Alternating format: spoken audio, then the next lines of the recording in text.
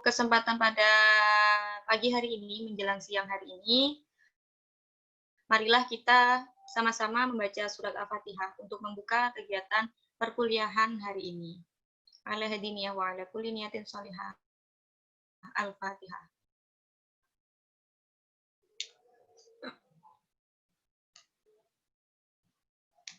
Amin, amin. Ya Rabbal Alamin.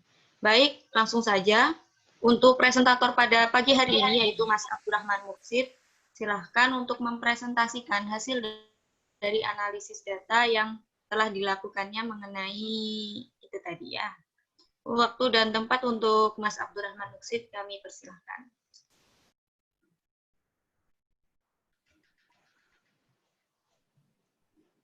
Baik, Assalamualaikum warahmatullahi wabarakatuh.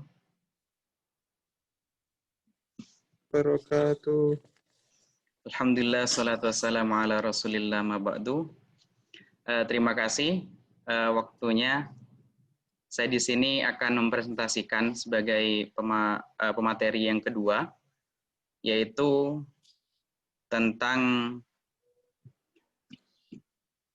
analisis karya tafsir modern.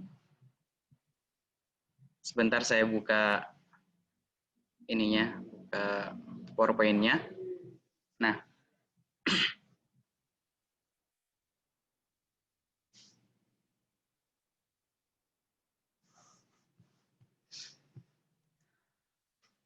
Bismillahirrahmanirrahim. Di sini kita akan bahas analisis isi karya tafsir modern di Timur Tengah abad ke-19 dan abad ke-20. Artinya abad tahun 1900-an dan abad tahun 2000-an. Baik, jurnal ini sebentar.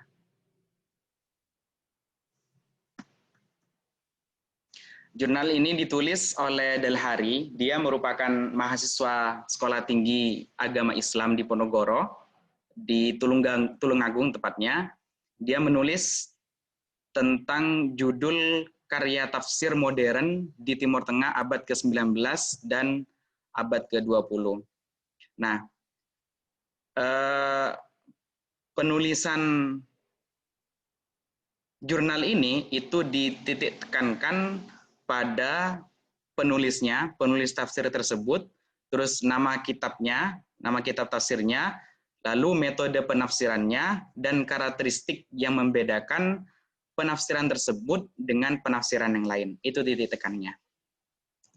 Lalu di sini adapun karya tafsir yang diangkat, yaitu yang pertama adalah tafsir Fathul Qadir. Nah, di sini setelah saya menganalisis, hanya menemukan dua kitab yang tidak sesuai dengan kitab yang aslinya atau tidak sesuai dengan judul yang ada. Itu hanya ada dua kitab. Ada 15 kitab secara keseluruhan, hanya dua yang tidak sesuai. Baik, yang pertama itu tafsir Fathul Qadir. Itu karangan Muhammad bin Ali bin Abdullah Asy-Syaukani, atau yang masyhur disebut Asy-Syaukani. Asy-Syaukan itu adalah nama satu daerah. Kemudian menjadi julukan Muhammad bin Ali bin Abdullah. Beliau lahir pada tahun 1173 Hijriah atau 1759 Masehi dan wafat tahun 1220 Hijriah atau 1834 Masehi. Nah, nama lengkap dari kitab ini yaitu Fathul Qadir Fathul Qadir Al-Jami'ul Bayan fi Nailir Riwayah wa Dirayah min Ilmi Tafsir. Nah, cetakan pertama tafsir ini itu pada tahun 1930. Artinya, cetakannya itu pada abad ke-19. Nah, namun entar lagi. Kemudian metode penafsiran dari tafsir ini berdasarkan riwayah dan diroyah, disertai analisis pendekatan bahasa baik dari segi i'rabnya maupun bayannya. Tafsir ini condong kepada madzhab Syiah, namun sebagai pendapat dari ilmu kalam menggunakan madzhab Sunni. Lah, kritiknya itu di sini tafsir ini merupakan tafsir karangan pada abad ke-18, bukan abad ke-19. Benar, cetakan pertama itu abad ke-19, namun tafsir ini dikarang pada abad ke-18. Jadi mungkin tidak sesuai dengan judul yang ada. Lah kemudian di sini juga koreksi saya, itu di artikelnya atau di jurnalnya itu menyebutkan bahwasanya Asy-Syaukani itu bermadhab Syiah. Bisa dilihat nanti. Asy-Syaukani bermadhab Syiah, namun di kitabnya, di kitab sendiri, cross check kepada kitab sendiri, itu Asy-Syaukani bermadhab Salaf. Seperti ini katanya di kalimatnya di kitabnya, disebutkan di situ amma aqidatus Syaukani rahimahullahu taala fakanat aqidatus salafi min hamli sifatillahi taala al-waridati fil qur'ani was sunnatis sahihati ala dhahiriha min ghairi ta'wilin wala tahrifin walahu risalatun fi bayani dzalik ismuha at-tahaffuf fi madhhabis salafi. La amal aqidatus Syaukani, dijelaskan di kitabnya itu bahwasanya akidahnya Asy-Syaukani, Imam Asy-Syaukani rahimahullahu taala, fakanat aqidatus salafi. Akidahnya Asy-Syaukani itu adalah akidah salaf. Min hamli sifatillahi taala, dijelaskan di situ dengan membawa sifat-sifatnya Allah taala, al-waridati fil Qur'ani, yang datang dari dalam Al-Qur'an, was sunnatis sahihati ala dhahiriha, dan sunnah yang sahih atas dohirnya, min ghairi ta'wilin, dengan tanpa adanya takwil, atau tahrifin, atau tanpa adanya tahrif atau pemalsuan. Bahkan Asy-Syaukani itu mempunyai kitab, mempunyai risalah, walahu risalatun. Asy-Syaukani itu punya risalah fi bayani dzalik, dalam menjelaskan madhab salaf tersebut. Nama kitabnya adalah At-Tahaffuf bi Madhhabis Salafi, atau terjemahannya mengorek tentang madhab-madhab salaf.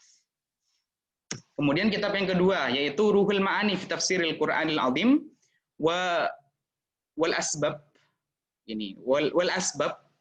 Al-Matani.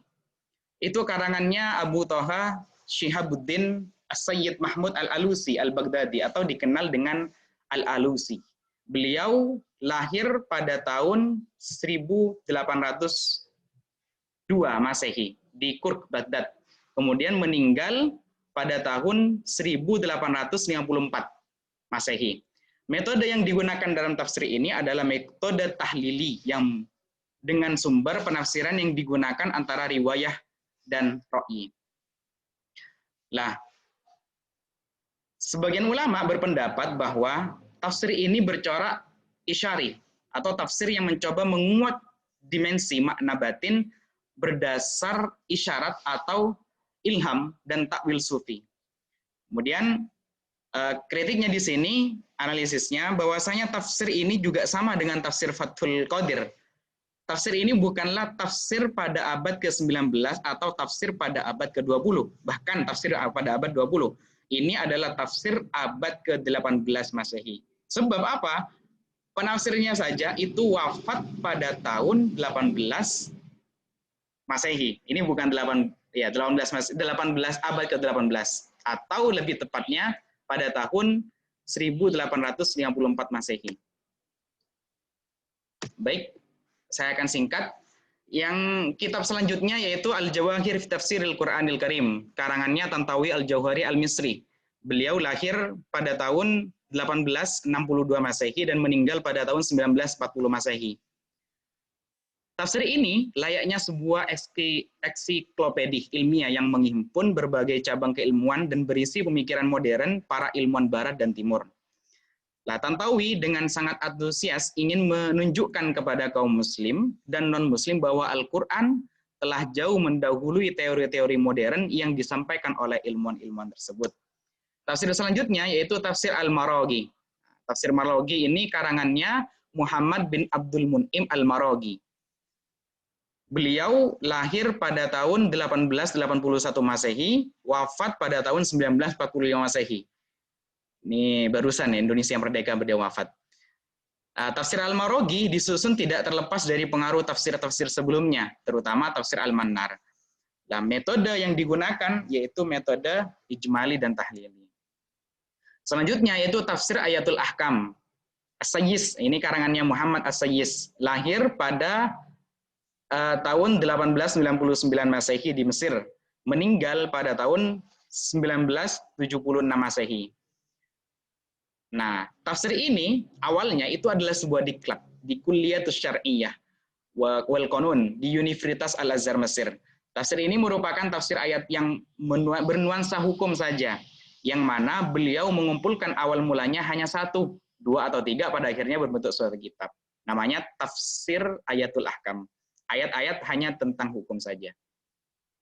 Lanjut, yaitu tafsir fi Zilalil Quran. Nah, itu karangannya Sayyid Qutb bin Ibrahim. Dikenal masyhur, itu Sayyid Qutb. Beliau lahir pada tahun 1906 di Koha, di Mesir. Nah, pertama kali tafsir ini itu diterbitkan pada tahun 1952 hingga Januari 1954. Metode yang digunakan dalam tafsir ini adalah tafsir maudhu'i. Nah, hal yang menarik dalam kitab ini itu bahwasanya Sayyid Qutb dalam hal ini membatasi ruang lingkup peranan akal.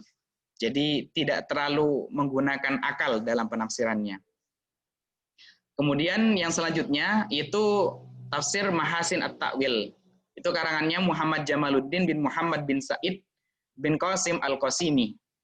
Itu lahir di Damaskus pada tahun 1283 Hijriah, wafat pada tahun 1332 Hijriah atau 1914 Masehi. Nah, tafsir ini bercorak berriwayah karena didukung hadis sahih dan hadis hasan, serta dilengkapi dengan perawi dan sumber pengambilannya. Namun demikian, Al-Qasimi juga menggunakan sumber akli.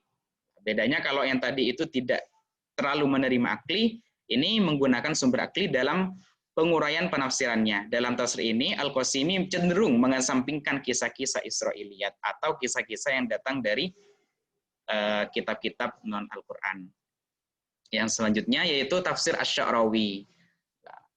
Itu dikenal, tafsir ini karangan Mutawalli Asy-Sya'rawi. Penamaan dari tafsirnya itu diambil dari namanya sendiri, itu Asy-Sya'rawi. Itu adalah seorang ahli bahasa dan tafsir yang tinggal di Mesir pada tahun 1329 atau tahun 1911 Masehi. Meninggal pada usia 87 tahun, itu pada tahun 1998 barusan. Mungkin kita lahir beliau wafat. Lah, metode tafsir Asy-Sya'rawi bertumpu pada pembedaan kata dalam satu ayat dengan mengembalikan asal kata tersebut dan mengembangkan dalam bentuk lain. Kemudian mencari korelasi makna antara asal kata dengan kata jadiannya. Yang selanjutnya yaitu Sofatut Tafasir. Nah, ini Sofatut Tafasir itu karangannya Muhammad Ali bin Jamil As-Sabuni. Atau yang saya kenal, tafsir ini adalah tafsir As-Sabuni. Sofatut Tafasir dikenal masyhur juga dengan tafsir As-Sabuni. Metode penulisan Sofatut Tafasir itu dimulai dengan menyebutkan nama surat serta menjelaskan secara global kandungan surat dan hal-hal yang mendasar pada surat tersebut. Secara keseluruhan, tafsir ini merupakan perpaduan dari unsur riwayah dan dirayah. Dalam hal ini, dalam hal sependapat beberapa mufassir sebelumnya, Ali As-Sabuni cenderung memilih dan menarjih salah satunya. Selanjutnya, itu Rawaimul Bayan fi Tafsiri Ayatil Ahkam. Itu karangannya Muhammad As-Sabuni.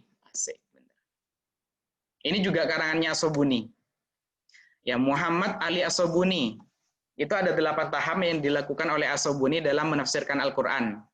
Yaitu pertama, itu dia menggunakan tahlilul lafzi.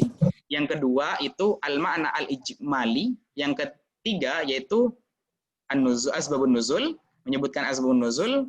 Keempat, memaparkan munasabatul ayat bil ayah.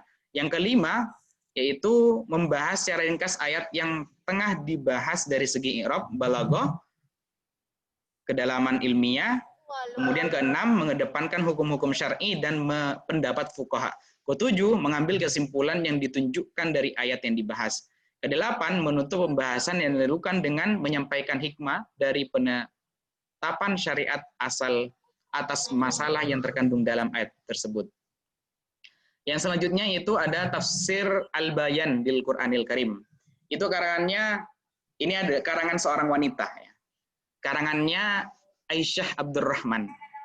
Dikenal luas dengan Bintus Syati. Nah, Bintus Syati mungkin di S1 pernah kita kenali beliau, baca biografinya beliau, Bintus Syati. Kitab ini diterbitkan pada tahun 1996 Masehi sampai tahun 1998 Masehi.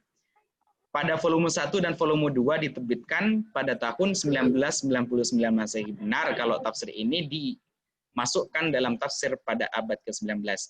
Kemudian metode yang digunakan dalam penafsiran tafsir Al-Bayan. Wah, ini kepotong ini. Ada di makalah. Selanjutnya yaitu Adwa'ul Bayan fi idahil Quran bil Quran. Karangannya Muhammad Amin bin Muhammad Al-Mukhtar Asy-Syankiti atau Asy-Syankiti. Lahir pada tahun 1325 Hijriah dan wafat pada tahun 1393 Hijriah. Dan Atiyah Muhammad Salim. Ini terpotong. Bedanya dengan tafsir Manar, tulisan murid yang lebih panjang. Sedangkan dalam Adwa Al-Bayan, tulisan guru yang lebih dominan. Kitab ini diterbitkan oleh Alam Al-Kutub Beirut pada tahun 1382 Hijriah dan oleh Maktabah At-Taimiyah di Kairo pada tahun 1908 Hijriah. Pembahasan tafsirnya didasarkan pada pendapat para sahabat, tabi'in, para mufassir sebelumnya, seperti At-Tabari, terus Ibnu Katsir, Al-Qurtubi, Az-Zamakhsyari, serta merujuk pada hadis-hadis yang tercantum dalam Kutubus Sittah dan pendapat-pendapat ahli fikih yang 4 atau Madahil Arba. Yang selanjutnya yaitu Tafsir Al-Munir fil Aqidah Wasyari'ah wal Manhaj. Itu karangannya Wahbah bin Syekh Al-Mustafa Az-Zuhaili. Ini ulama paling kita kenal mungkin di fakultas atau jurusan ini. Yang sering kita ambil pendapatnya, yaitu Wahbah Zuhaili. Beliau lahir di Damsyik atau Damaskus, Suriah, pada tahun 1932 Masehi. Nah, tafsir ini merupakan gabungan yaitu dari metode tafsir bil ma'tsur dan berro'i dengan menggunakan gaya bahasa kontemporer yang mudah dipahami generasi sekarang. Sebagai pengikut ahli sunnah, Az-Zuhaili selalu bersikap moderat, menghindari perbedaan teori dan pandangan teologi yang tidak dibutuhkan serta menjauhkan dari sikap fanatik mazhab. Ya, seperti itu. Yang selanjutnya yaitu Mizanul Tafsiril Quran, Al-Mizan fi Tafsiril Quran. Karangannya Muhammad Husain bin Syed Muhammad At-Tabai. Ia adalah seorang mufassir mazhab Syiah yang lahir di kota Tibris, Iran pada tahun 1903 Masehi. Cetakan tafsir ini pertama kali itu pada tahun 1375 Hijriah. Metode penulisan tafsir ini dimulai dengan menjelaskan surat dari segi maki madaninya, kemudian menerangkan maksud pokok surat tersebut. Ayat-ayat yang terdapat dalam surat tersebut kemudian dibagi-bagi menjadi beberapa penggalan dan diberikan penjelasan tentang penafsirannya. Tafsir ini tidak dipergunakan untuk kalangan umum, namun dipergunakan untuk kalangan mufassirin saja, dilihat dari uraiannya yang sangat detail dan mendalam. Nah, bedanya dengan tafsir yang lain, ini tidak bersifat umum. Tafsir ini tidak bersifat umum, cocok untuk dipelajari oleh orang yang yang mau mendalami tafsir atau mufassir sendiri. Seperti ini, contoh kalau kita belajar belajar nahwu shorof, kalau hanya untuk membaca satu kalimat yang teks bahasa Arab, itu cukup dengan jurmiyah. Nah, kalau ini alfiahnya, jadi dipergunakan untuk orang yang mau membuat kitab atau mengarang suatu kitab. Nah, ini Tafsirul Al-Mizan fi Tafsiril Quran. Baik, itu yang dapat saya sampaikan, kurang lebihnya mohon maaf. Selanjutnya mungkin kita bisa diskusi. Assalamualaikum warahmatullahi wabarakatuh. Waalaikumsalam warahmatullahi wabarakatuh. Warahmatullahi wabarakatuh. Terima kasih Mas Abdurrahman Muksid tentang presentasinya tentang analisis isi karya tafsir modern di Timur Tengah pada abad 19 dan 20 Masehi, yang mana tadi dijelaskan tentang berbagai macam tafsir, kelemahan dan kelebihan dari tafsir-tafsir itu. Ada banyak sekali ya, sepertinya lebih dari 1, 2, 3, 4, 5, 6, 7, 8, 9, lebih dari 10 tafsir yang ditulis dalam jurnal tersebut. Untuk itu, marilah bagi teman-teman kita diskusikan atau mungkin ada pertanyaan. Nah, di sini saya akan membagi pertanyaan ini menjadi dua termin aja dulu ya. Nanti kalau kurang, kita tambah lagi. Kalau misalnya satu termin ternyata diskusinya panjang, baru kita udahin aja. Untuk termin pertama, mungkin ada yang mau menanggapi, silahkan sebutkan nama.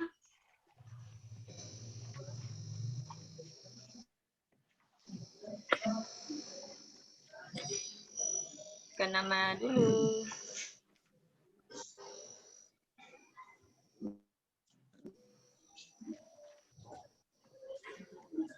Saya Mbak Nay, Ahmad Ya, Saifullah. Oh ya, Mas Saifullah, silahkan.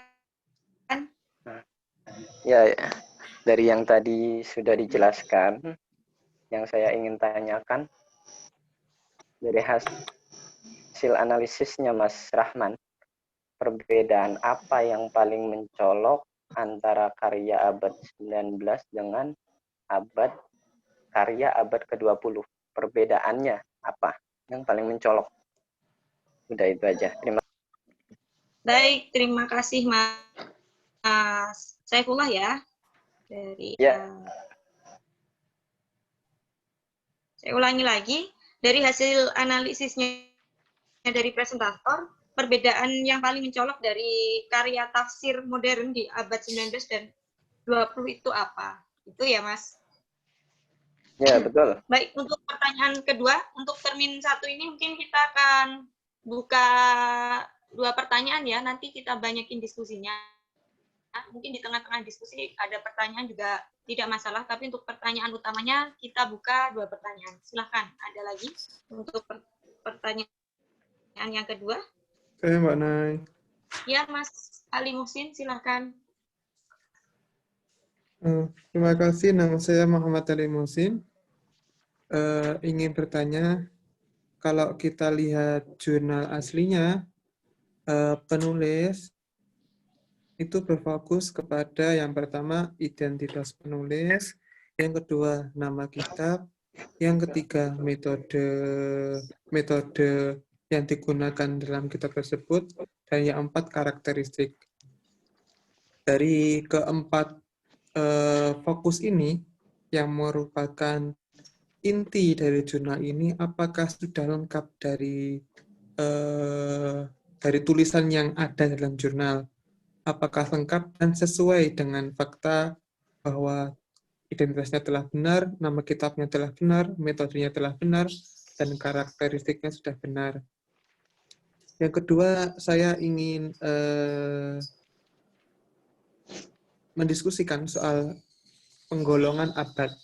Nah, di sini kan judulnya kan tafsir yang berkembang pada abad ke-19 dan 20.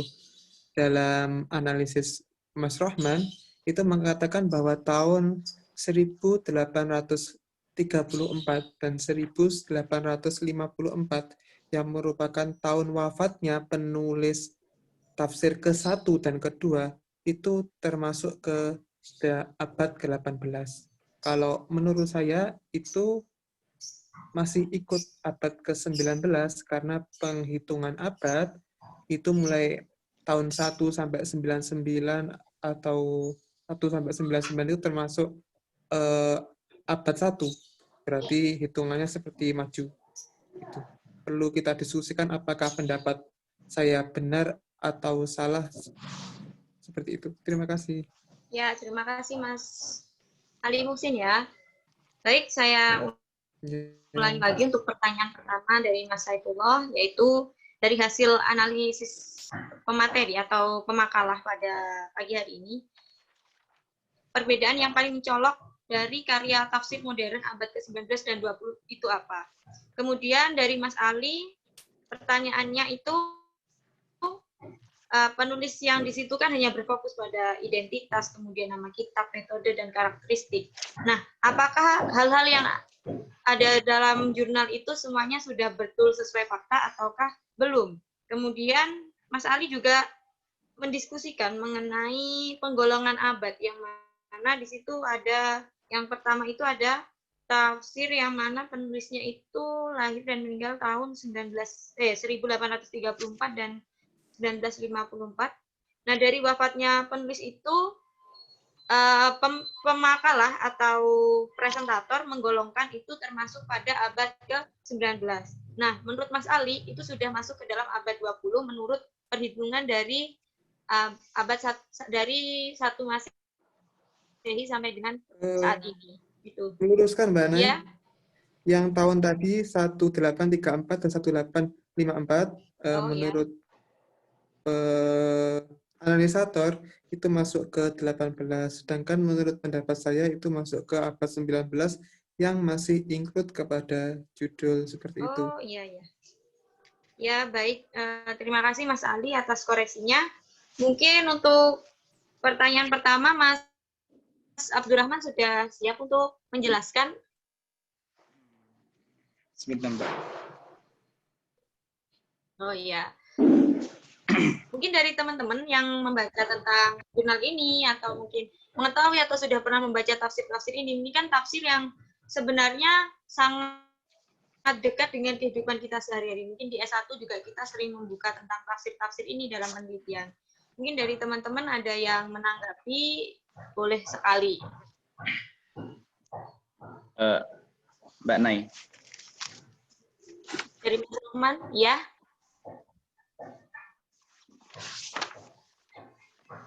Itu benar yang Sama-sama. yang dikatakan oleh Mas Saifullah tadi, menanyakan bahwa apa perbedaan dari tafsir abad ke-19 dan 20 ya, Mas? Atau 20 dan sebelum-sebelumnya? Gimana, Mas? Ya, iya betul. Dari 19 ke sama 20, Mas, sesuai dengan isi jurnal yang sampean analisis. Bentar ya. Nah. Ya.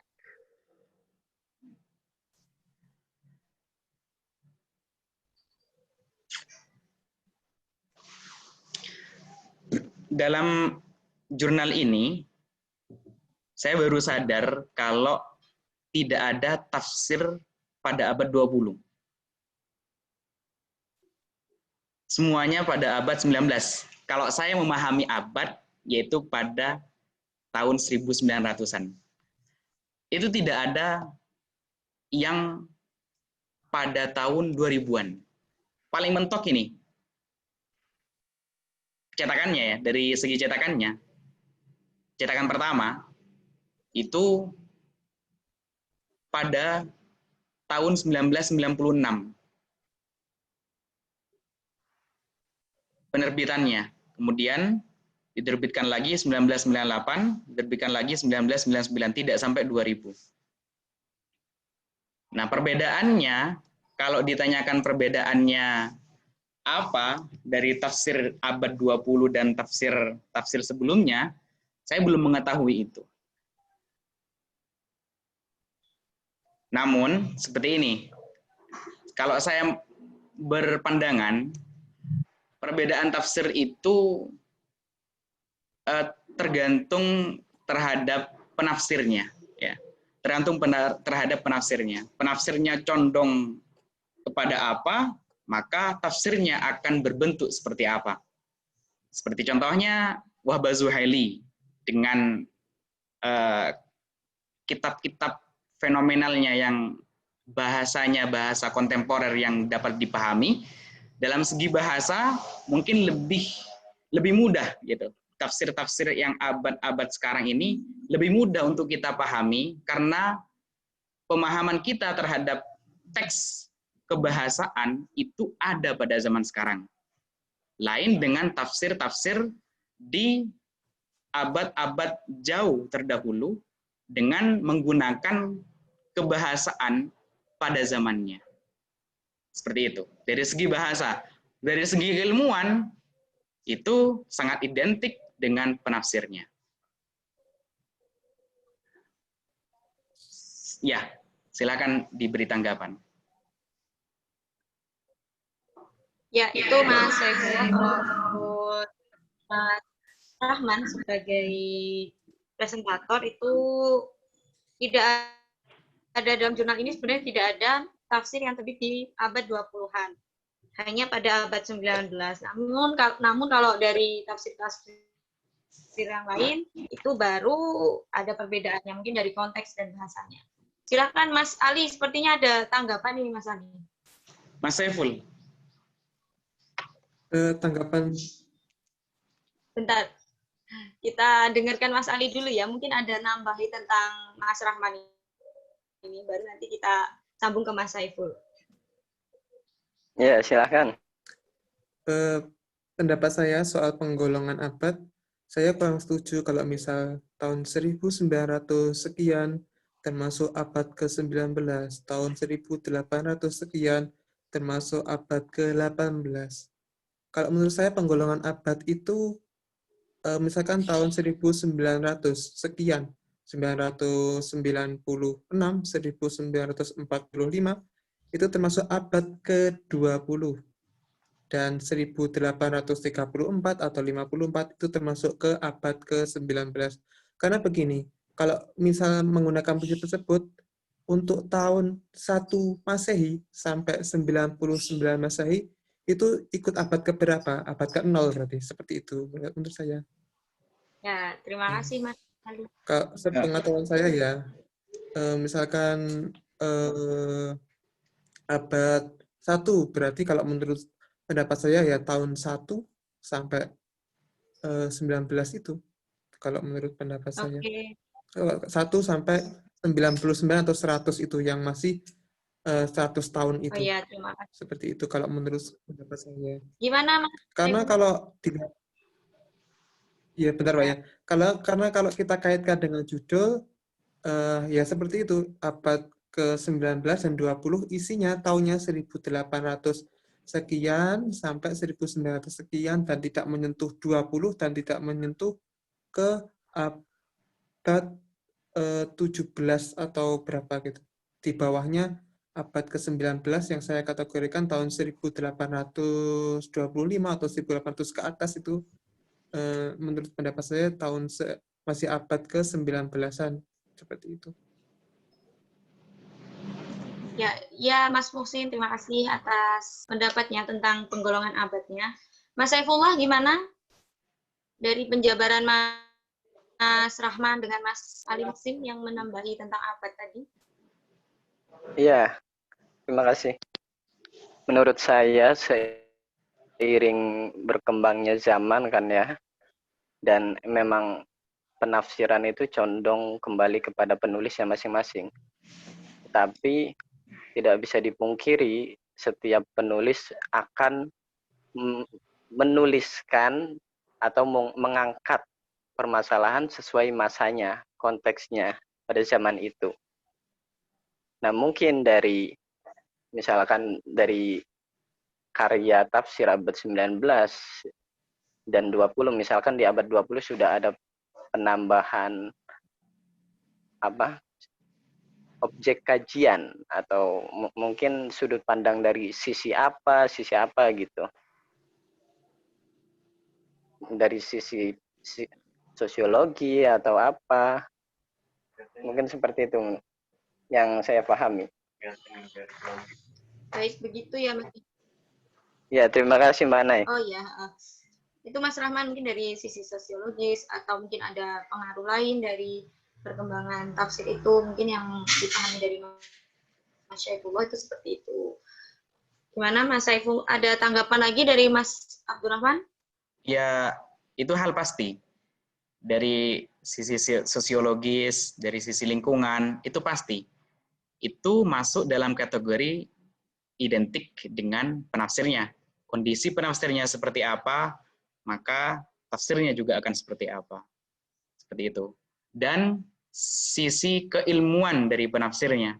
Ilmuannya condong kepada apa, maka di situ dapat dilihat tafsirnya seperti apa.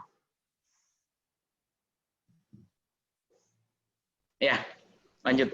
Itu Mas, ya, ya lanjut ya. Ini lanjut untuk yang penanya kedua, yaitu apakah lengkap dan benar semua yang sudah dituliskan dalam jurnal tentang tentang identitas, kemudian metode, nama kitab, dan karakteristik dari kitab-kitab yang ditulis oleh penulis jurnal yang dianalisis oleh Mas Rahman. Silahkan Mas Rahman, apakah ada kesalahan atau semuanya sudah valid atau bagaimana? Ya, tidak valid. Dari apa yang saya disebutkan pada poin pertama tadi mengenai tahunnya, sepemahaman saya, itu tidak valid. Kemudian dari segi penyebutannya, dia disebutkan bahwasanya siapa tadi itu, Muhammad bin Ali itu adalah ulama Syiah, ulama yang berakidah Syiah. Kemudian pada kenyataannya di kitabnya itu akidahnya salaf. Nah, mungkin ada yang lain mungkin yang tidak saya temukan dan teman-teman temukan pada artikel tersebut. Bisa disebutkan dan kasih masukan ke saya. Ya, itu Mas Ali. Mungkin kalau Mas Abdurrahman memang ada yang tidak valid dan ada yang valid di beberapa.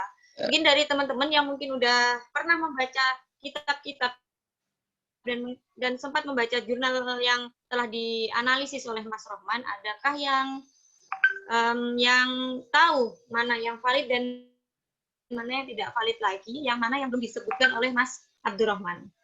Itu Mas Ali, gimana?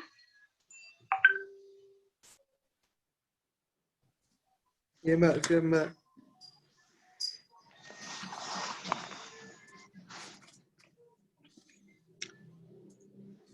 Ya, baik.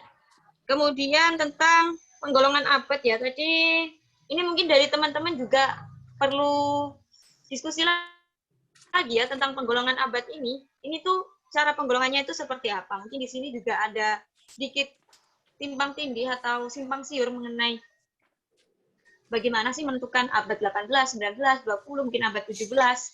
Nah, itu yang menjadi ini abad ini sangat penting karena di sini menjadi kayak tolak ukur atau menjadi seperti objek dari tafsir itu tahunnya itu untuk membedakan antara tafsir satu dengan yang lain. Mungkin dari teman-teman atau Mas Rohman ada tanggapan mengenai penghitungan abad sendiri. Silahkan. Ya, setelah saya lihat yang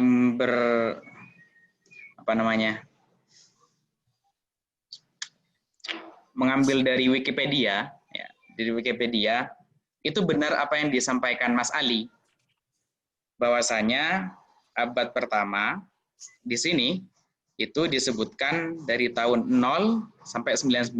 Ini saya baru tahu juga. Abad Abad kedua itu 100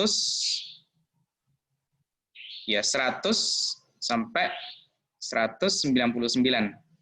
Abad ketiga itu 200 sampai 299. Nah, di sini disebutkan seperti itu. Jadi berarti benar di jurnal tersebut itu pada abad ke-19 dan abad ke-20. Yang saya salah memahami bahwasanya abad 20 itu abad 2000 ke atas. Nyatanya dari Wikipedia itu abad ke-20 adalah tahun 1900 sampai 1999. Berarti kita sekarang ada di abad ke-21. Sudah? Ya, ya. Mungkin dari teman-teman ada tanggapan atau dari Mas Ali tentang jawaban dari Mas Rohman tadi?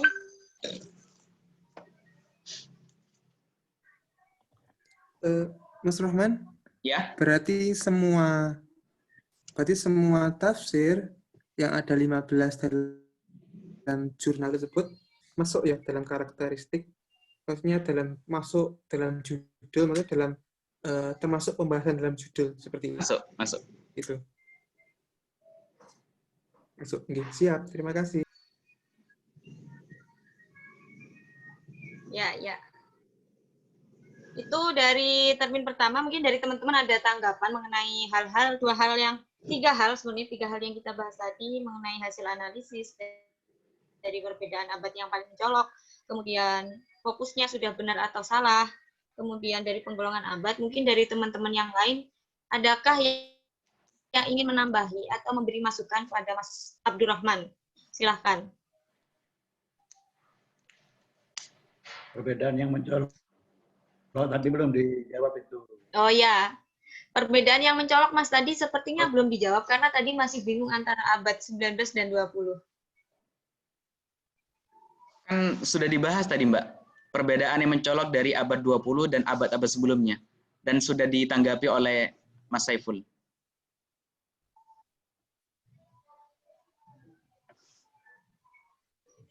Oke, perbedaan yang mencolok berarti hanya tadi, kalau tidak salah di catatan saya itu hanya berdasarkan dari sudut pandang mufasirnya aja ya, sama segi bahasa dan faktor sosiologisnya lah.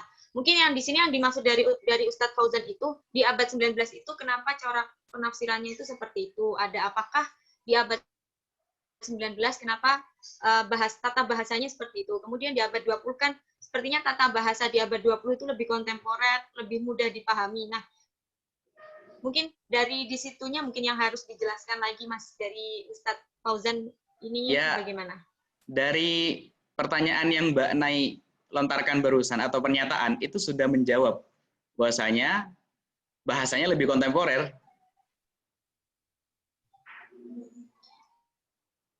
Ya, mungkin nggak hanya dari segi bahasa, mungkin dari permasalahan yang lain apakah ada selain dari segi bahasa yang paling colok gitu Mas? Mungkin dari teman-teman yang lain ada pendapat apa yang membedakan antara tafsir abad ke-20 dan sebelum-sebelumnya, selain yang sudah disebutkan tadi. Nah, misalnya dari sisi objek kajian, kemudian dari sisi metode, apa yang paling mencolok? Objek kajian dengan metode yang memisahkan antara abad 19 dan abad 20. Jadi penjelasan yang mempengaruhi, ya. Jadi yang mempengaruhi pola tafsir itu adalah paradigma mufasir itu ya. Tetapi kan tidak diberikan penjelasan. Apa sih sesungguhnya yang membedakan di antara abad 19 dengan abad 20? Tafsir, pola tafsir, corak tafsirnya, kemudian dari objek kajiannya atau dari metodenya.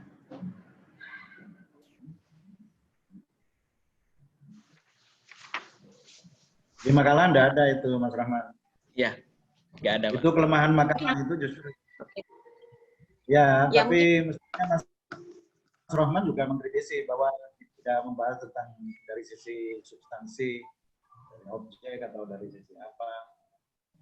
Kalau Mas Rahman misalnya sudah tahu bahwa ada sains yang mempengaruhi terhadap perkembangan pemikiran tafsir misalnya, maka sebaiknya mungkin diberikan penjelasan apakah benar bahwa tafsir itu dipengaruhi oleh perkembangan ilmu pengetahuan. Salah satu contoh misalnya, kalau di abad 20 itu perkembangan sains dan teknologi kan sudah sangat canggih sekali.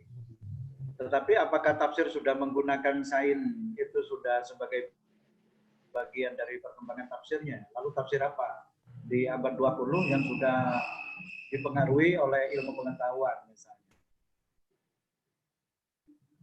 Kalau ternyata tafsir itu tidak dipengaruhi oleh ilmu pengetahuan, maka berarti tidak benar bahwa historis para mufasir itu mempengaruhi terhadap pola tafsirnya.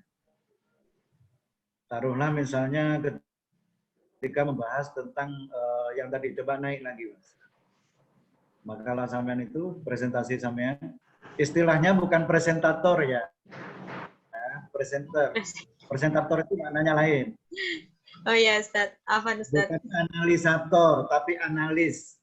Hati-hati bahasanya, nanti master salah-salah. Oh ya, Ustaz. Apa Ustaz? Kebiasaan dari satu pakai presentator. Nah, tapi kalau sampean browsing, presentator itu maknanya lain dengan presentator. Yes, Ustaz. Terima kasih sudah diingatkan. Analisator dengan analis itu beda loh ya. Kita itu analis, bukan analisator. Muhammad Ali, hati-hati. Coba naik ke atas, Mas, itu. Presentasi sampean itu, Mas Rahman. Dinaikkan.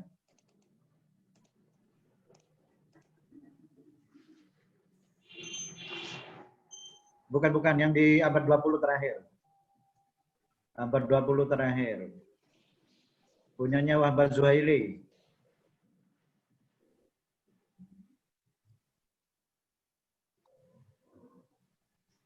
Kurang lagi. Oh ini Wahbah Zuhaili misalnya. Ini di dalam tafsir Munir itu, apakah sudah dipengaruhi oleh perkembangan sains dan teknologi di dalam memberikan penjelasan? Gimana Mas Rahman? Wahbah Zuhaili itu sudah dipengaruhi sains dan teknologi enggak? Padahal dia kan abad modern. Kalau tafsirnya saya belum tahu, Pak. Belum baca. Nah, kalau dilihat dari apa yang dipresentasikan sampean ini, kan dia hanya dipengaruhi oleh tafsir bin Mathur dan tafsir bin Roqi. Iya. Padahal abad 20 itu sudah abad dan teknologi, ya kan? Kalau kita lihat dari perkembangan ilmu pengetahuan, sejak abad Renaissance di Barat, sejak berkembangnya ilmu pengetahuan di Italia, di Jerman, kemudian di beberapa wilayah lain di Eropa, tetapi belum di Amerika ketika itu. Italia, Jerman, Prancis itu yang paling banyak mempengaruhi terhadap sains pada saat itu. Itu model tafsirnya itu kan dimulai pada abad ke-14, kemudian 15, 16, Aflorong itu kan sudah dimulai ya. Tetapi tafsir tidak dipengaruhi oleh perkembangan pemikiran yang ada di Aflorong atau Renaissance itu. Kemudian abad ke-17, 18, 19, 20 yang sekarang sedang kita diskusikan abad 18, 19, dan 20 ini, itu perkembangan sains dan teknologi sudah sangat kuat sekali. Apakah tafsir-tafsir kita itu sudah dipengaruhi oleh sains dan teknologi di dalam menafsiri ayat-ayat tentang tafsirul ilmi misalnya?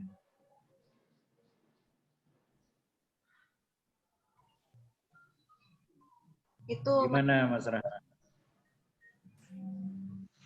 Ya berarti dari abad ke-20 dan 19 tidak ada bedanya, Ustaz. Ya, jadi kalau sama begitu saja. kan tidak dipengaruhi oleh. Iya, tidak dipengaruhi. Loh, padahal asumsinya tadi setiap mufassir dipengaruhi oleh perspektif yang digunakan dan sosiohistorisnya, ya kan?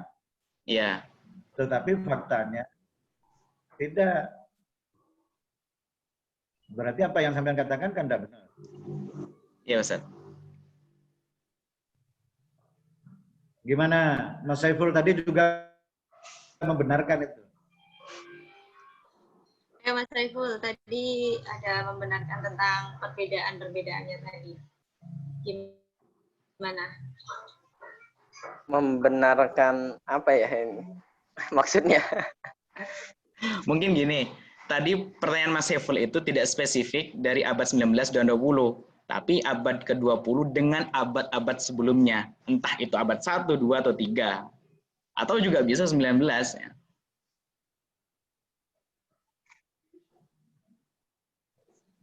Nah, itu dia. Mungkin dari teman-teman yang lain ada masukan atau apa? Mungkin dari analisis kita, dari Mas Rahman, mungkin ada beberapa yang memang belum sempat belajar karena memang tidak semua tafsir yang ada di situ kita menggunakan semua, atau kadang kita menggunakan tafsir kalau hanya ada perlunya mencari tentang penafsiran suatu ayat ya, apalagi kalau dalam penulisan suatu penelitian, skripsi, jurnal dan lain-lain. Mungkin dari teman-teman yang pada saat penulisan ada memakai tafsir-tafsir tersebut, ada tanggapan? Mas Imam Madhab ini, Mas Hanafi kayaknya tadi pengen banget suara ini.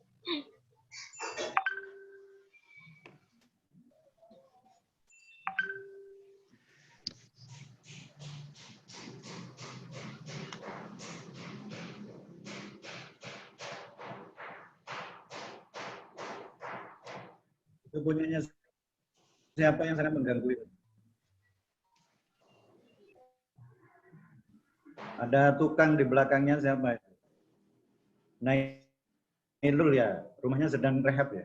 Tetangga Ustadz yang sedang rehab, ada pembangunan tiap hari.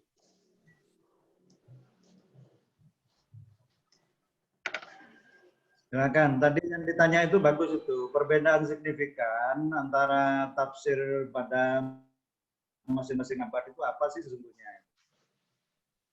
Apa perbedaan signifikannya? Bukan persamaannya yang ditanya, tapi perbedaannya.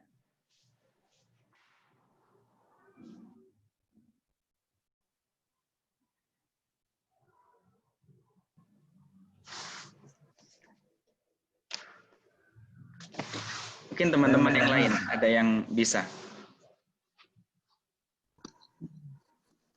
Izin Mbak Nana. Ya, Mas Ridho, silahkan.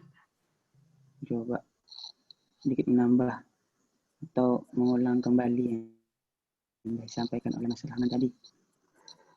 Kalau perbedaan yang signifikan, kalau saya melihat dari yang pertama dari segi isi. Segi isi tafsir yang ditulis oleh berbagai macam penulis atau ahli tafsir yang telah disebutkan tadi dalam kitab-kitab tafsirnya, itu tidak terlalu signifikan. Artinya dalam ribuan ayat dalam Al-Quran itu tidak semuanya berbeda. Mungkin ada poin-poin sedikit yang berbeda, misalnya dalam tafsir yang menjelaskan tentang ayat-ayat hukum, atau tafsir yang menjelaskan sejarah. Nah, itu mungkin dari segi isinya berbeda, karena yang dilalui setiap mufasir itu tidak sama dari waktu ke waktu, sehingga penalaran hukum itu pasti berbeda. Nah, kemudian dari segi tempat dia lahir itu juga mempengaruhi dalam menafsirkan ayat-ayat Al-Quran. Nah, misalnya di Indonesia dengan di Mesir itu dengan suku lingkungan dan budaya yang berbeda, itu juga menyebabkan para mufasir berbeda dalam menafsirkan ayat-ayat Al-Quran. Yang pertama dari segi isinya. Yang kedua, mengenai Mas Rahman dan juga Ustaz, kalau saya melihat dari segi kodifikasinya atau dari segi penerbitannya,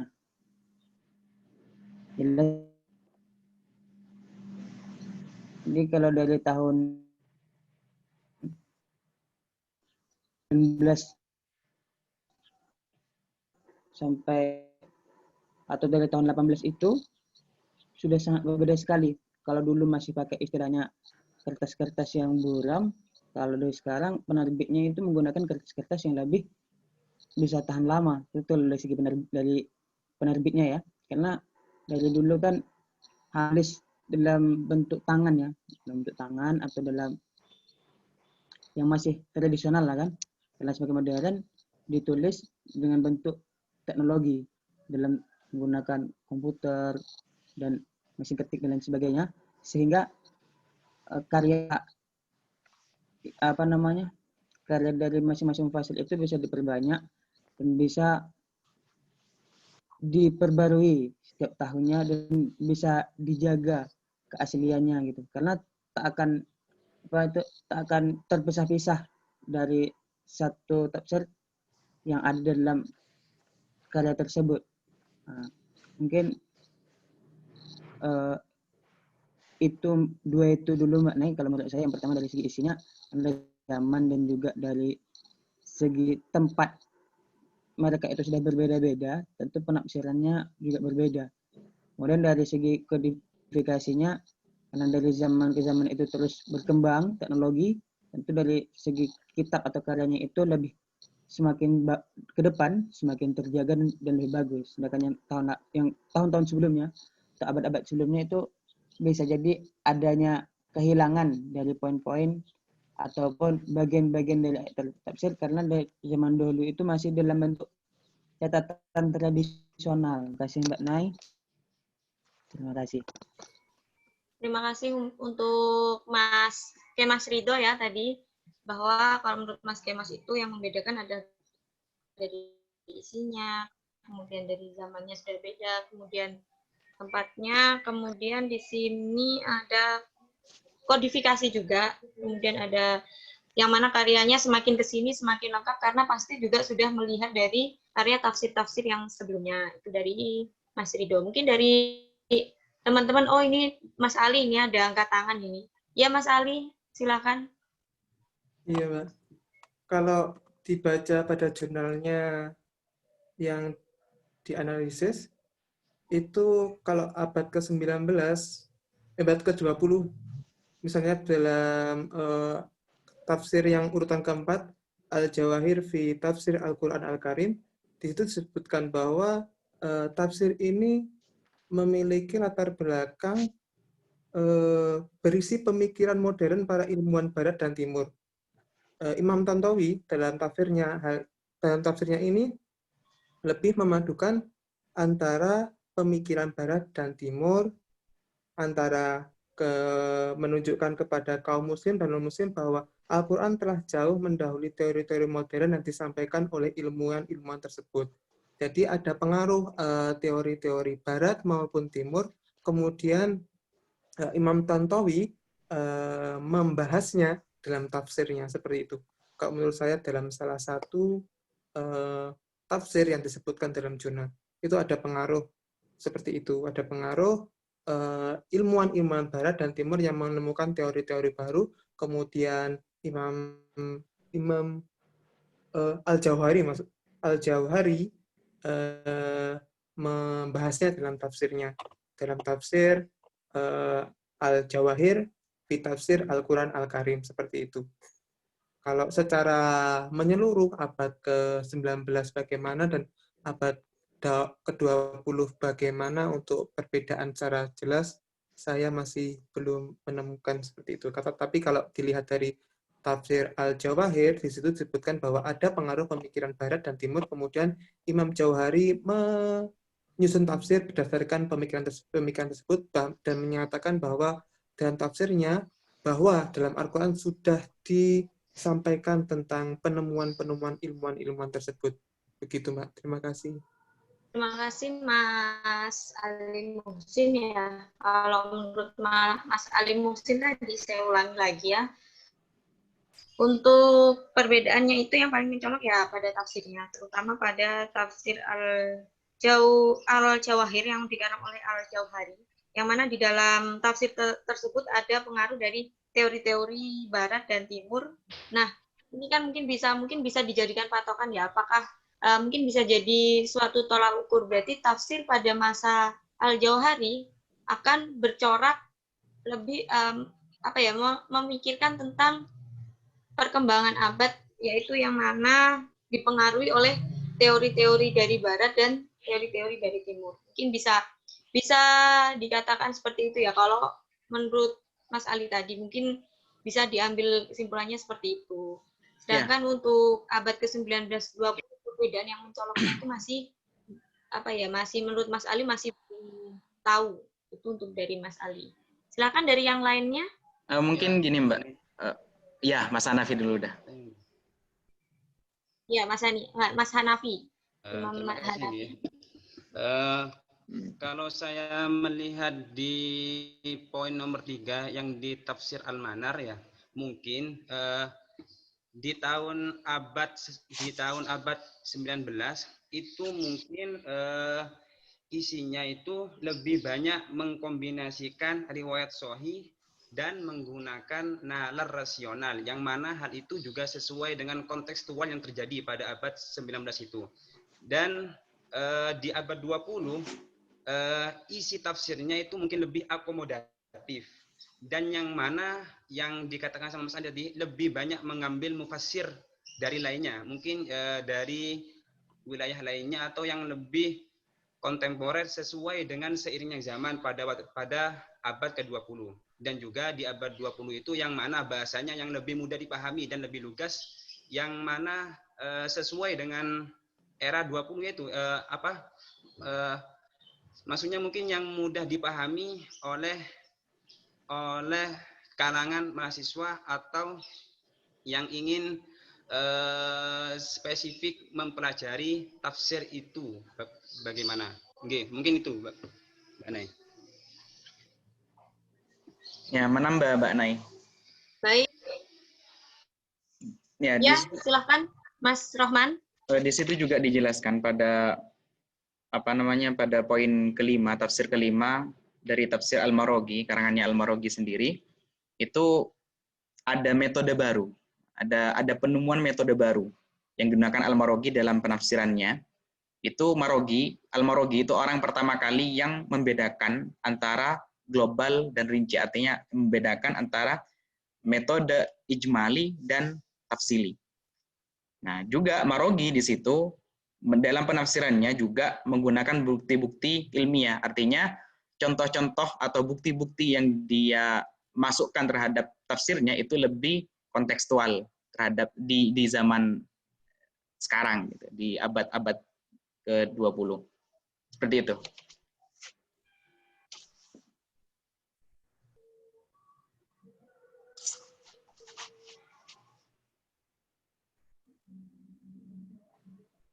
Jadi kesimpulannya apa, Mas Rahman? Jadi kesimpulannya dari tiga orang tadi, yang pertama dari Mas Ridho itu menyebutkan dari percetakan, dari cetakan dari bukunya. Terus apa lagi satunya Mbak Nay?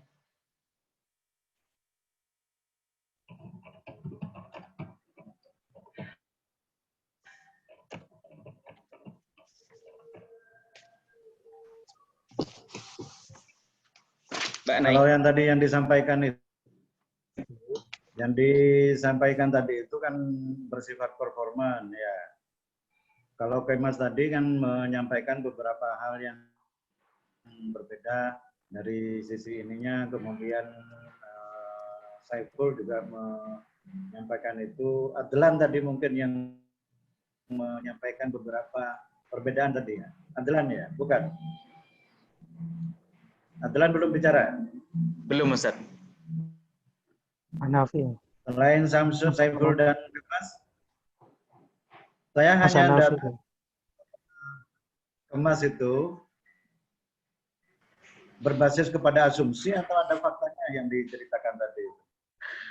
Kalau dari sisi percetakannya, iyalah pasti percetakannya lebih baik. Tetapi dari sisi isi misalnya, apakah betul bahwa isi itu memang berbeda dari satu wilayah ke wilayah yang lain? Ada buktinya, Mas Kemas? Punyanya tafsir siapa dengan tafsir siapa yang beda daerah, tapi memang beda di dalam menafsirkannya misalnya. Terima kasih Ustaz. Kalau saya melihat mungkin bukan dari tafsir yang ada di sini, tapi ada mungkin satu seperti tafsir fi Jalil Al-Quran itu yang ditulis oleh Syekh Qutb. Dia kan menulisnya itu dalam penjara, Ustaz. Nah, kondisi saat itu sangat sangat terbatas dalam menyampaikan pendapat. Nah, sehingga dia menulis tafsir fi Zilalil Quran ini di dalam penjara. Tentu apa yang ditulis itu sesuai dengan kondisi dia saat itu, Ustaz. Apa misalnya? Tidak secara Ada contohnya apa? Fi Zilalil kalau itu Quran yang dipengaruhi apa, oleh Ustaz? beliau sedang berada di dalam penjara. Bagaimana, Ustaz? Apa contoh yang ada di dalam Fi Zilalil Quran, Sayyid Qutb itu dipengaruhi oleh kondisi ketika beliau berada di dalam penjara. Tafsir apa misalnya? Kalau untuk yang ayat-ayatnya, Ustaz, saya kurang menguasai, Ustaz. Cuma kalau Nah, dari berarti itu asumsi keseluruhan, berarti. Coba keluar dari ya. screen-nya ya, saya tunjukkan. Bahwa kadang-kadang kita itu bersifat asumtif, tidak berdasarkan terhadap fakta yang sebenarnya, sehingga apa yang dikatakan oleh banyak orang itu dianggap sebagai sebuah kebenaran. Padahal belum tentu apa yang dikatakan orang itu adalah sebuah kebenaran.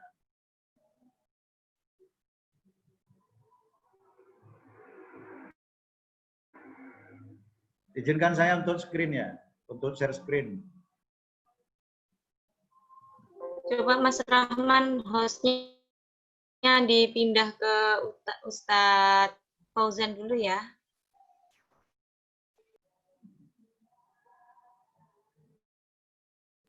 Monggo Ustadz, sudah panjenengan bisa share screen-nya.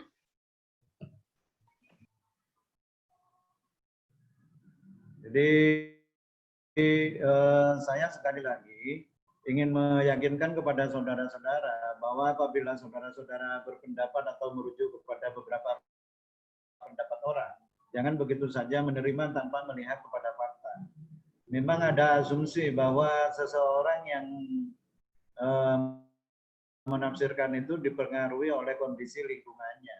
Tetapi tidak sedikit orang yang berpikir secara filosofis seperti fi Zilalil Quran misalnya, dia tidak terpengaruh oleh lingkungannya karena dia berbicara, dia berkata, dia menulis, itu tidak ada kaitannya dengan lingkungan dia.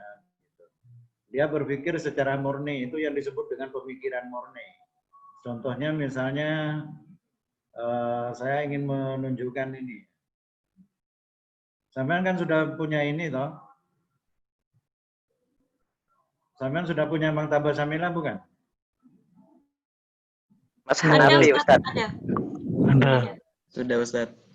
Jadi sampean kan sudah bisa melihat tentang beberapa perbedaan yang kita bisa melihat apakah betul bahwa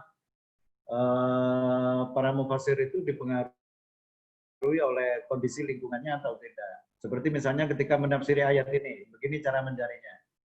Jadi biar sekalian nanti sampean tahu caranya mencari tafsir, kemudian jam kita ambil kitab tafsir saja yang ini, kemudian sama tafsir yang ini, tafsir modern, kemudian kita tulis ayatnya di sini, paste, kemudian kita search ya. Nah, sekarang misalnya kita lihat punyanya siapa yang dianalisis tadi itu, Mas?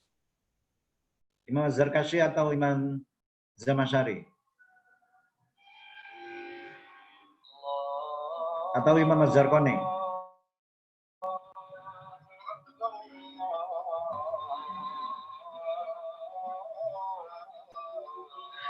Yang dianalisis saja punyanya siapa tadi?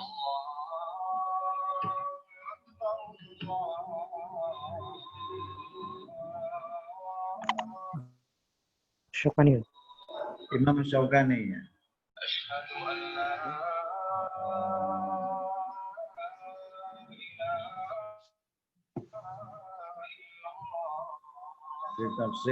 Tafsir yang mana ini, Mas? Fathul Qadir, Ustaz. Tafsir Fathul Qadir.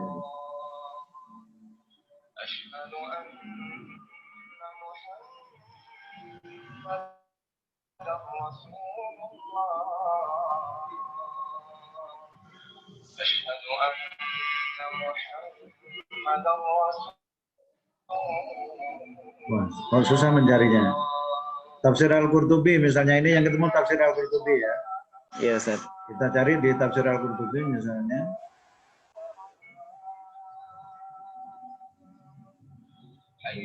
Tafsir Al-Qurtubi.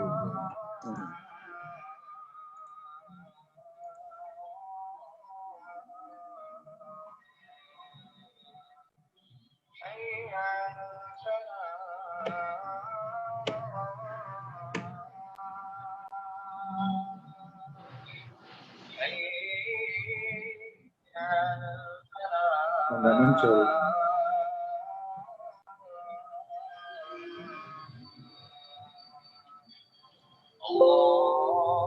Nggak ketemu ayatnya. Oh ini nih yang bawah nih. Wa idh wa'adna Musa arba'ina lailah. Misalnya di dalam menafsirkan ini kita bisa membandingkan dengan cara melihat kepada beberapa kitab tafsir. Kita ambil misalnya Awduhut Tafasir, kemudian Tafsir Al-Wajiz, Tafsir Al-Wasid, kemudian Tafsirul Wadi. Kita lihat, ini saya ambilkan beberapa tafsir yang agak berbeda masanya.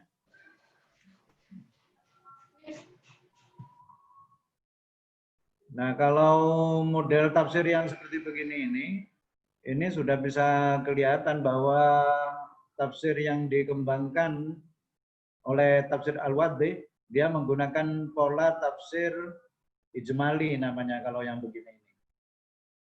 Dia menggunakan pola ijmali. Sedangkan di tafsir Al-Wasid, ini di tafsir Al-Wasidnya. Nah, kalau yang ini pola tafsili, ini ijmali tetapi yang ini tafsili. Dia mentafsir beberapa ayat yang dipotong-potong, kemudian itu bisa kelihatan wa idh wa'adna Musa arba'ina lailah begitu, kemudian dipotong-potong wa idh wa'adna Musa arba'ina lailah, ini dipotong. Dilihat dari penafsirannya, ini kita bisa melihat di bagian ini Mas tafsirnya.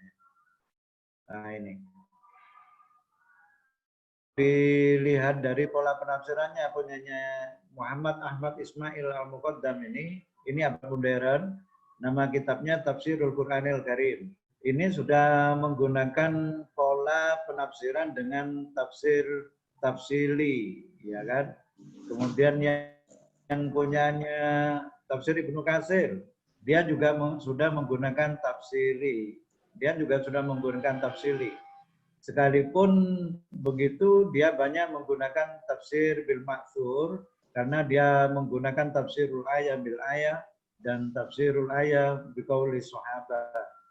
Nah, yang ingin saya katakan adalah bahwa ketika kita membaca beberapa hasil penafsiran, kemudian saudara melihat perbedaan itu, lalu ada orang berpendapat bahwa tafsir tafsili itu baru dimulai pada misalnya Imam Al-Marawi, sampai nopo yo percaya gitu loh. Imam Al-Marawi adalah orang yang pertama kali menggunakan pola penafsiran tafsili dan ijmali. Apa yang dimasukkan dengan tafsili dan apa yang digunakan oleh yang dimasukkan dengan ijmali. Karena di dalam beberapa kitab tafsir, pola tafsili dan pola ijmali ini terlihat secara sangat jelas sekali ya. Sampai bisa melihat screenshot saya? Bisa ya? Bisa, Pak. Bisa. Kelihatan ya? Bisa, Pak. Screen saya ini kelihatan? Kelihatan, Ustaz. Kelihatan, Ustaz. Ya, Ustaz, kelihatan. Nah, maksud saya, ini kan sudah juga dimulai dengan pola-pola penafsiran tafsili. Kalau kemudian dikatakan bahwa Imam Al-Marawi itu adalah imam yang pertama kali memulai dengan menggunakan pola tafsili, padahal ini di tafsir Al-Manar, kemudian di tafsir-tafsir yang lain, ini juga sudah menggunakan pola tafsiri. Ini misalnya di tafsir Al-Wadi. Ambil saja yang agak tua misalnya. Itu juga sudah menggunakan pola-pola tafsiri. Nah, kalau kemudian kita ada makalah atau artikel yang menyebutkan bahwa Imam Al-Maraghi itu merupakan imam yang pertama yang menggunakan tafsiri, maka kita bisa mengkanter dengan melihat kepada fakta yang sebenarnya itu. Gitu. Begitu caranya menganalisis. Kemudian kelemahan yang lain di dalam makalah itu, dia tidak melibatkan sama sekali tafsir maudhu'i yang sudah berkembang sejak tahun 1973 ya. Bahkan pada tahun 1977 Imam Al-Farmawi itu sudah menulis tafsir al-maudhu'i yang itu tidak ada di dalam makalah, padahal tafsir maudhu'i itu merupakan pembeda utama di dalam tafsir modern dengan tafsir klasik melalui tafsir al-maudhu'i. Tetapi sebelum tafsir al-maudhu'i itu sudah ada sesungguhnya di dalam makalah, yaitu pola penafsiran yang menggunakan tema sekalipun tidak sama dengan apa yang ada di dalam tafsir al-maudhu'inya Imam Al-Farmawi, yaitu kitab Tafsirul Ahkam. Coba ditunjukkan kembali, Mas. Yang punyanya Tafsirul Ahkam tadi itu, Mas. Jadikan host, Ustaz. Ya, di screen. Di share screen lagi. Iya, Ustaz. Saya sudah bukan Ini host lagi, Ustaz. Hostnya dipindah ke Mas Rohman lagi, soalnya itu tidak bisa share screen. Oh, terus gimana caranya? Di partisipan itu, Ustaz. Klik kanan di partisipan diklik, kemudian Ya. Nama saya, Ustaz, diklik more. Oke, udah. Baik, Ustaz. Udah, you want the host.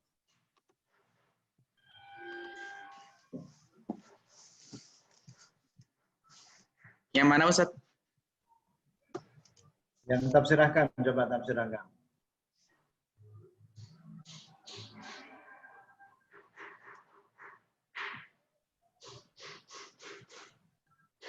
Nah, ini. Udah. Tadi bawahnya. Nah, Tafsir Ayatul Ahkam yang ini. Nah, padahal tafsir ini kan tidak menggunakan yang benar yang tadi, Tafsir Ahkam. Tafsir ini coba dijelaskan pola tafsirnya seperti apa ini.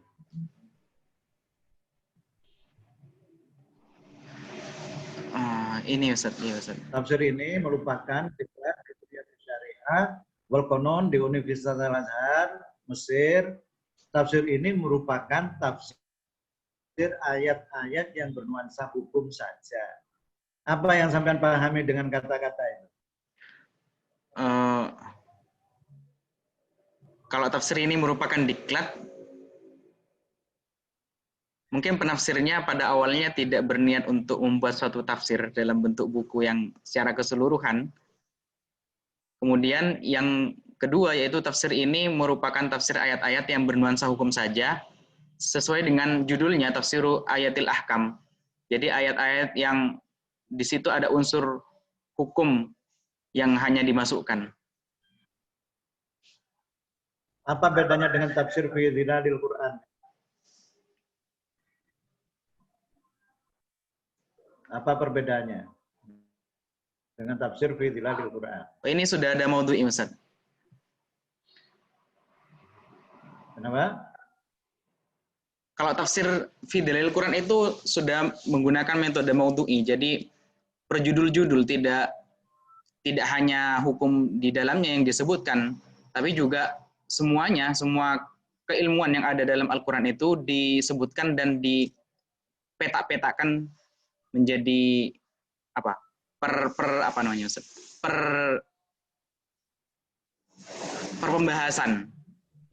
Satu pembahasan contoh tentang sholat, maka di situ ayat-ayat tentang sholat semua.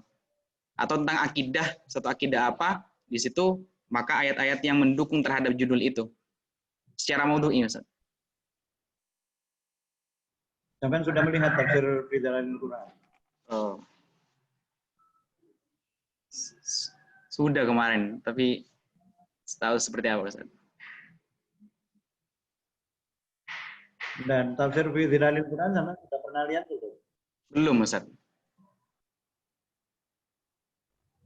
Tapi kemarin waktu saya apa namanya, waktu saya nganalisis ini, saya lihat juga, tapi tidak di isinya, namun hanya di mukodimanya, melihat tahun, melihat nama, juga melihat akidah dari penafsirnya, Ustaz.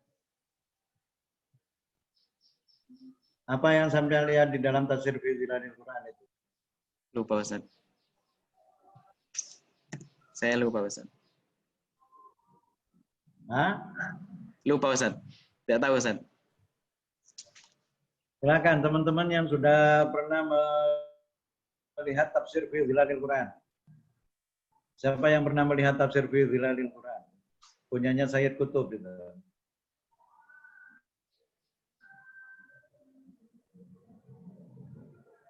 Ada yang pernah melihat tafsir fi zilalil Quran seperti apa?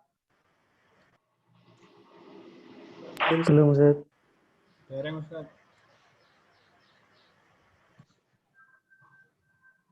Apakah betul bahwa itu tematik?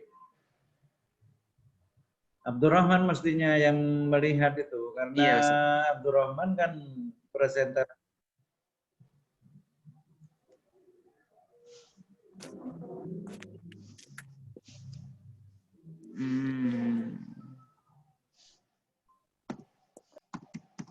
Kalau tafsir Al-Manar sudah pernah lihat? Tafsir Al-Manar, tafsir Al-Marwawi itu sampai sudah pernah lihat? Sudah, Ustaz.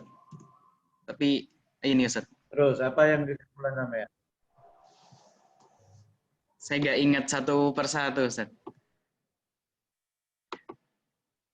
Coba dikembalikan ke saya screenshot, saya screenkan biar sampean lihat. Sampean katanya sudah punya maktabah sampean? Iya, ini, Ustaz. Ini tafsir fi zilalil Quran. Nah, coba. Nah, itu kan kata penulis tuh. Sampean kan tidak lihat kepada faktanya. Coba sampean keluarkan, saya tunjukkan faktanya. Seorang master itu tidak boleh percaya begitu saja kepada apa yang diterima dari buku. Itu adalah data yang perlu dianalisis. Coba keluar dulu, Rahman. Oke, kembalikan ke saya.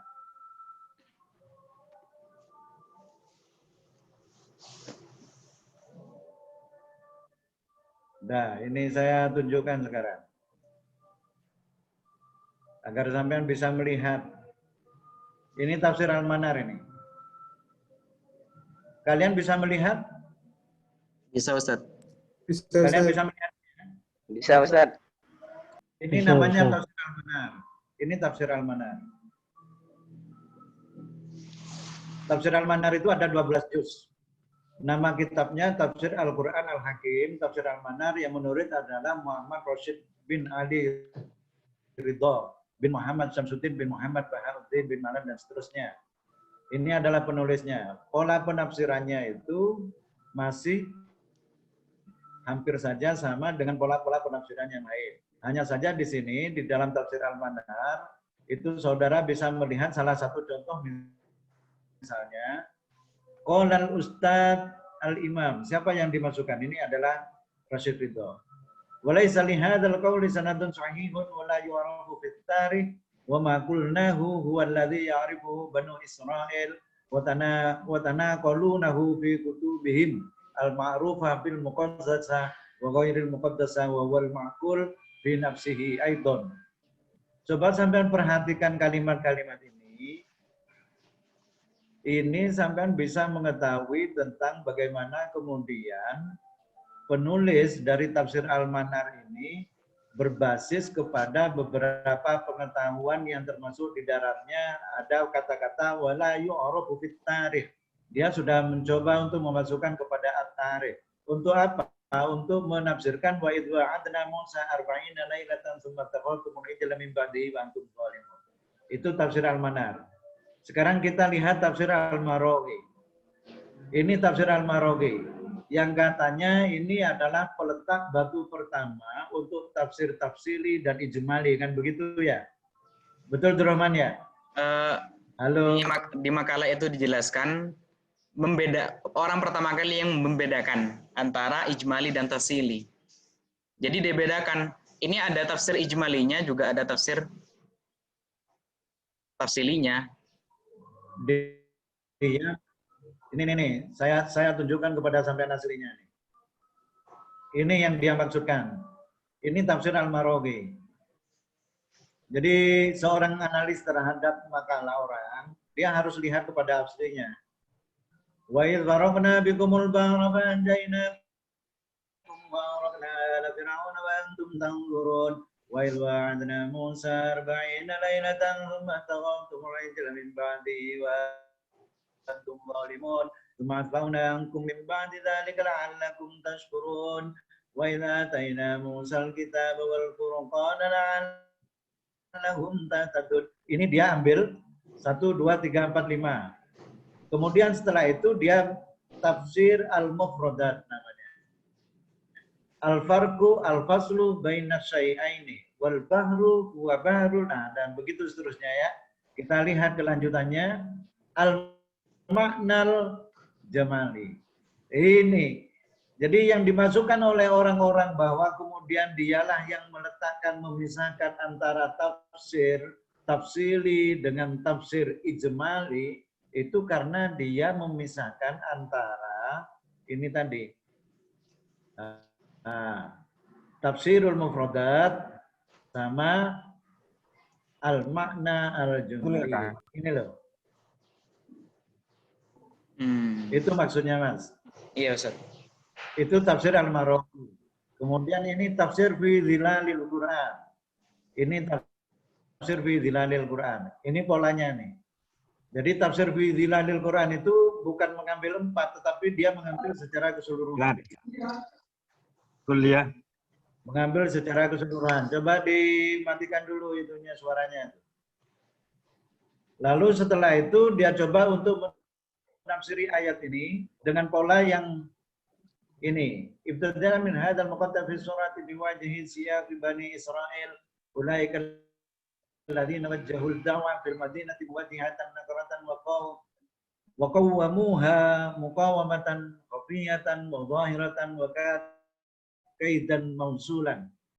Sekarang saya tanya, apakah di dalam memberikan penafsiran ayat ini Sayyid Qutb dipengaruhi oleh kondisi dia ketika berada di dalam penjara? Nah, ya kan? Dipengaruhi enggak? Apa yang saudara lihat di dalam tafsir ini? Coba kita lihat yang berikutnya.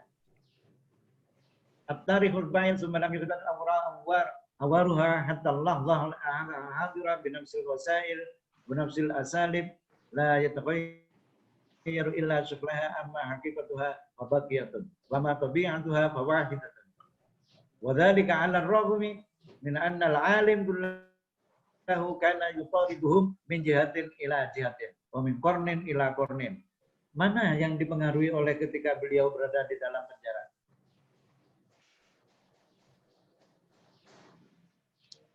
Tidak ada. Nah, yang ingin saya katakan kepada saudara-saudara adalah bahwa ketika saudara membaca sebuah makalah, jangan begitu percaya kepada apa yang dikatakan oleh pemakalah. Saudara adalah analis, bukan analisator. Ali Musin, berhenti berkata analisator, berhenti berkata presentator. Nailul ya. Namanya presenter dan analis. Analis itu sudah orang itu. Analis. Kalau analisator nanti mananya beda. Nah, seorang analis itu tidak boleh begitu saja percaya kepada apa yang dikatakan oleh seseorang di dalam makalah. Bahkan dia harus mengkritisi terhadap apa yang dikatakan oleh orang itu dengan melihat kepada fakta yang sebenarnya. Banyak orang yang ilmu pengetahuannya itu menjadi kurang tepat dikarenakan dia tidak berbasis kepada fakta yang dia lihat sendiri, tetapi begitu percaya kepada apa yang dikatakan orang. Nah, seorang akademisi, saudara-saudara sekalian, itu tidak boleh begitu saja percaya kepada apa yang ditulis oleh orang. Selalu ada pertanyaan, apa benar begini? Apa benar? Lalu dilihat aslinya begitu. Nah, nanti itu menjadi rekanter. Kalau dia menulis beberapa kitab tafsir misalnya, yang sekian abad itu, lalu dia menulis antara 13, 14, 15 kitab tafsir misalnya, sampean tidak harus membahas itu secara mendetail, sampean bukan mewakili dia untuk mempresentasikan apa yang sudah dia tulis. Saudara adalah analis terhadap sebuah artikel untuk mengkritisi kelemahan dan kelebihannya, untuk kemudian sampean membuat sebuah artikel sendiri, justru untuk menanggapi terhadap apa yang dikatakan oleh orang itu di dalam artikel itu. Seperti misalnya ketika dikatakan bahwa dia adalah yang memisahkan, yang pertama kali memisahkan antara apa yang disebut dengan tafsir ijmali dan tafsir tafsili. Sampai bisa melihat kepada beberapa kitab ulumul Quran tentang apa yang disebut dengan tafsili dan apa yang disebut dengan ijmali. Apakah benar menafsirkan dengan makna mufradat dengan makna jumali itu adalah tafsir tafsili dan tafsir ijmali. Nah, begitu. Begitu Rahman ya. Begitu Ya, juga ketika orang mengatakan bahwa banyak orang yang dipengaruhi oleh kondisi psikologisnya ketika dia menulis. Itu kan kata orang. Banyak orang yang mengatakan bahwa ketika orang menulis itu dipengaruhi oleh kondisi psikososialnya. Itu kan kata orang. Apakah tafsir memang benar dipengaruhi? Lalu sampai lihat di situ. Maka sampai akan melihat perbedaannya. Bahwa di dalam menulis kitab tafsir, para ulama itu tidak dipengaruhi oleh kondisi real yang ada di sekitarnya. Karena para mufassir itu berpikir murni dan dia keluar justru dari lingkungan yang berada di sekitar dia.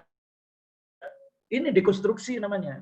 Saudara harus mendekonstruk seluruh asumsi orang itu dan kemudian sampai tunjukkan ini tidak benar, ini tidak benar, ini tidak benar begitu.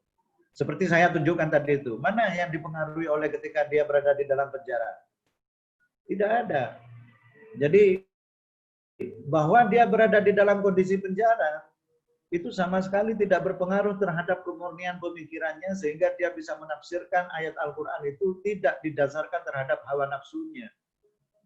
Jadi orang kalau menulis Al-Quran, menafsiri Al-Quran dipengaruhi oleh kondisi sosial historisnya, itu artinya dia sedang dipengaruhi oleh nafsunya.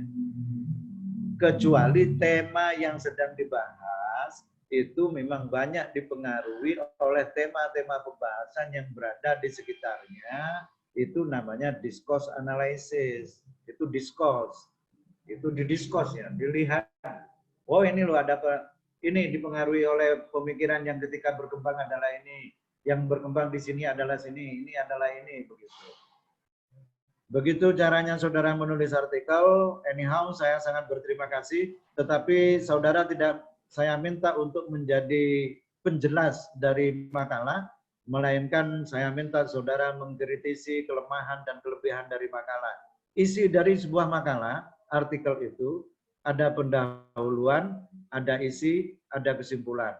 Saudara cek isi, itu apakah memang ada urgensi yang harus dibahas di situ, ada kegelisahan akademik, sehingga diperlukan untuk melakukan penulisan terhadap itu.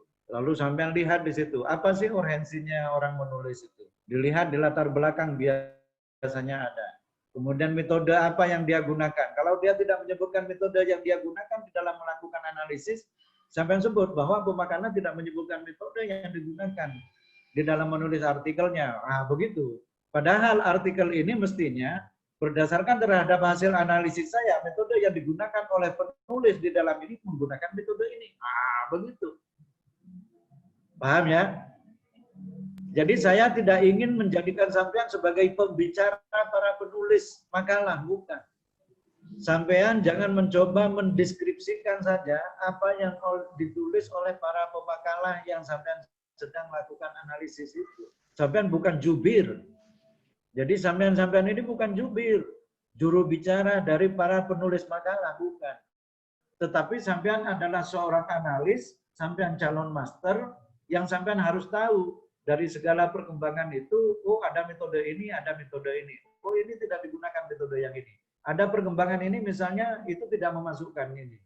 Ada perkembangan, ada tafsir wal mufassirun misalnya dia pakai, tetapi dia tidak menggunakan itu sebagai salah satu piranti analisis untuk membedakan antara abad 19 dan abad 20. Begitu caranya.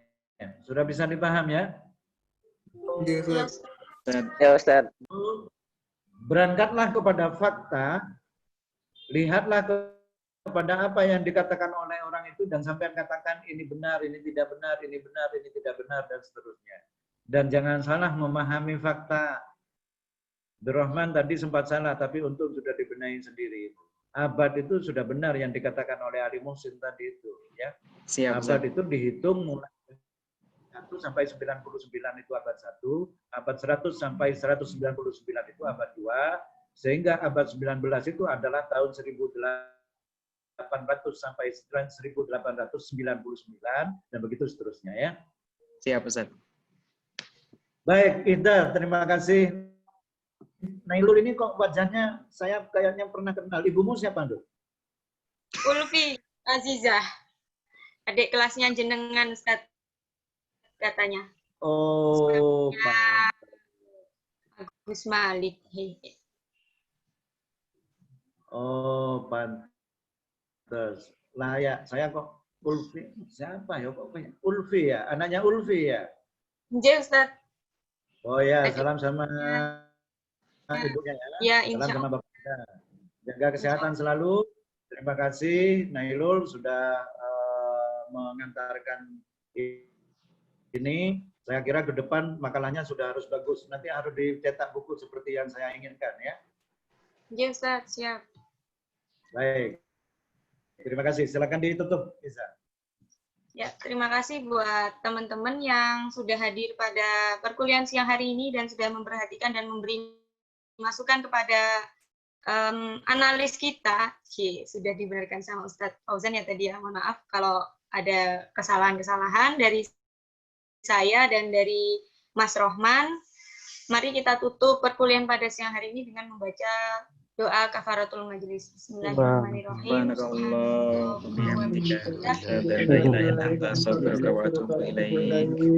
Sekian dari saya. Wassalamualaikum warahmatullahi wabarakatuh. Waalaikumsalam warahmatullahi wabarakatuh.